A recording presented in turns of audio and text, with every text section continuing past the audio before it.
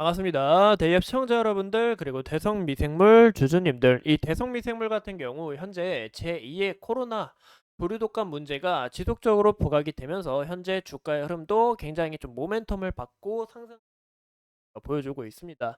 이 부분에 따라 금일도 주가가 상승을 했지만 현재 이 대성미생물 같은 경우 이제 테마주로 움직이죠. 이 기업의 가치보다는 이런 테마성으로 움직이는데 이 조류독감 문제에 따라 한 번 더 주가가 상승할 여력이 좀 있지 않을까 저는 그렇게 생각을 하고 있고, 과연 코로나보다 더 심각할까라는 부분에 있어서 주주님들이 걱정이 많으실 거라 생각해요. 그래서 여기에 대한 부분도 중요한 만큼 우리가 이 대성미생물 현재 이 일시적으로 끝나는 테마가 아니 다시 한번 더 이 부각될 가능성이 있다라는 것도 함께 눈여겨봐 주시면 좋을 것 같습니다. 그래서 오늘 영상도 중요한 만큼 끝까지 시청해 주시고 좋아요와 구독으로 큰 힘 주시면 감사하겠습니다. 그럼 같이 바로 알아볼까요? 이 보시는 것처럼 이 CDC 정 국장이 조류 인플루엔자 대유행 시간 문제다, 최대 사망률 50%다라는 이슈가 부각이 되면서 독감으로 인해서 사람까지 사망을 했다고, 이런 부분이 부각이 되다 보니까 주가도 이렇게 상승했던 모멘텀을 좀 보여준 게 아닌가라고 해석해 볼 수 있을 것 같습니다. 이 보도에 따르면 로버트 레드필드 이 전 CDC 국장이 이 조류 인플루엔자는 현재 첫 인간 사망자를 확인한 만큼 여기에 대한 이 팬데믹이 일어날지 여부에 대한 문제는 언제 일어나느냐에 대한 문제라고 이야기를 했고, 또 무엇보다 이 조류 인플루엔자가 코로나19보다 인간에게 더욱 치명적일 거다라고 경고를 했습니다.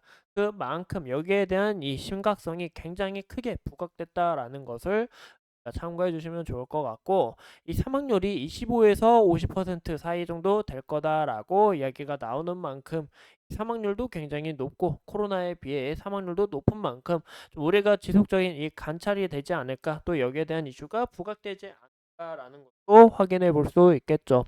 또 무엇보다 보시는 것처럼 가금류 간 전염되는 이 조류인플루엔자 바이러스가 인간 수용체에 결합하려면 5개의 핵심 수요체가 이 변형돼야 된다라는 건데, 이제 이 바이러스 자체도 현재 이 돌연변이 모습을 나타내고 있다라는 것을 우리가 확인해 볼 수 있죠.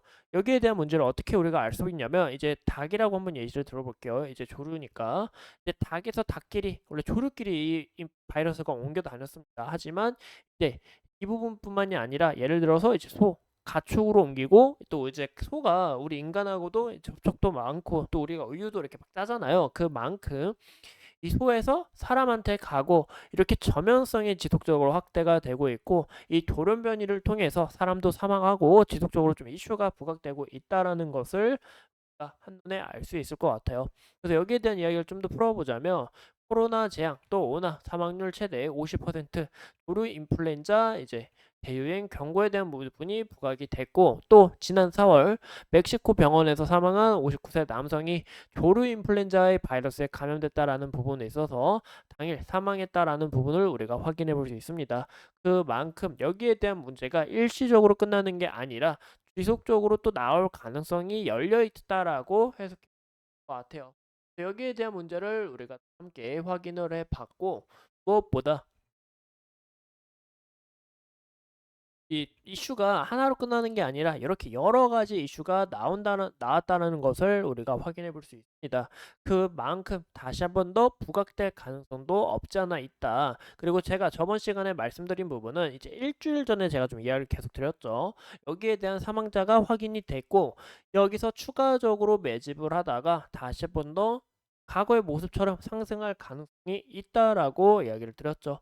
그만큼 우리가 일시적인 끝남이 아니라 한 번 더 이가 어떻게 나오는지, 또 어떻게 끝나는 게 결정되는지, 이런 요소들을 함께 판단하시는 게 제일 중요하지 않을까라는 거 참고해 주시면 좋을 것 같아요.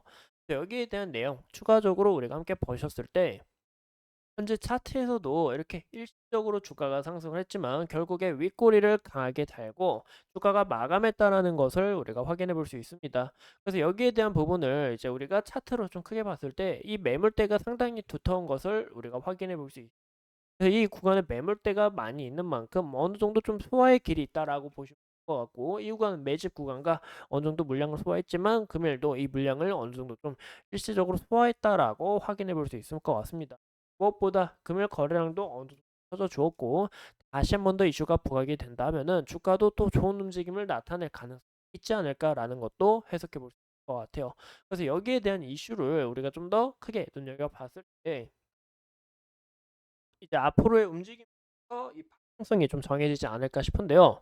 이 분봉으로 봤을 때는 이 금일 좀 이슈가 보니까 보시는 것처럼 이 변동성 자체가 굉장히 큰 것을 우리가 확인해 볼 수 있어요. 그만큼 시가총액도 굉장히 낮고 유통비율도 낮은 만큼 이 변동성의 심각성이 굉장히 크게 변화될 수 있다는 것을 우리가 확인해 볼 수 있죠. 이게 즉 무슨 얘기냐? 현재 이 매물대가 상당히 두텁게 쌓여 있는 만큼 여기서 주가가 어느 정도 올라가게 된다면은 여기에 대한 이 매물이 던져지면서 주가가 하락할 요인이 굉장히 크게 나타날 가능성이 높다라는 부분과 여기서 다시 한 번 더 물량을 몇 번 더 소화한 다음에 추가적으로 이 흐름이 나올 가능성이 있다라고 우리가 볼 수 있을 것 같습니다. 현재 주가 흐름도 일시적으로 물량을 잘 해소를 했고 이 무엇보다 보시는 것처럼 여기에 대한 240일선 어느 정도 좀 지지를 받아주면서 움직이려고 하는 모습을 나타내주고 있는데 이 구간이 이탈이 나오는지 현재 시점으로 봤을 때는 현재 으로 봤을 때는 그런 면모를 현재 나타내고 있고 여기에 대한 부분 잘 소화를 하면서 다시 한 번 더 주가가 상승할 여력이 있지 않을까. 하지만 여기에 대한 481선 이탈이 나오고 또 이 구간대에서 이탈이 나오게 될 시는 우리가 이런 부분에서는 이 주가가 이 특징주로 움직이는 만큼 우리가 좀 조심해야 되지 않을까라고 생각합니다. 그래서 이런 대성미생물에 대해서 우리가 좀 간략하게 알아봤고 이 대성미생물 같은 경우 현재 움직임이 무엇보다 이 특징주로 동물에 관한 죄송합니다. 잠시만. 동물에 관한 이슈가 점점 부각이 되면서 주가가 이렇게 상승했던 모습을 우리가 확인해 볼 수 있는데 여기에 대한 부분도 동물의 문제, 이 조류독감 문제뿐만이 아니라 우리가 또 지켜봐야 될 건 이 돼지열병에 대한 문제도 또 심화될 수 있기 때문에 우리가 여기에 대한 문제도 우리가 좀 함께 눈여겨봐 주시는 게 굉장히 좀 이상적이지 않을까라고 해석해 볼 수 있을 것 같아요.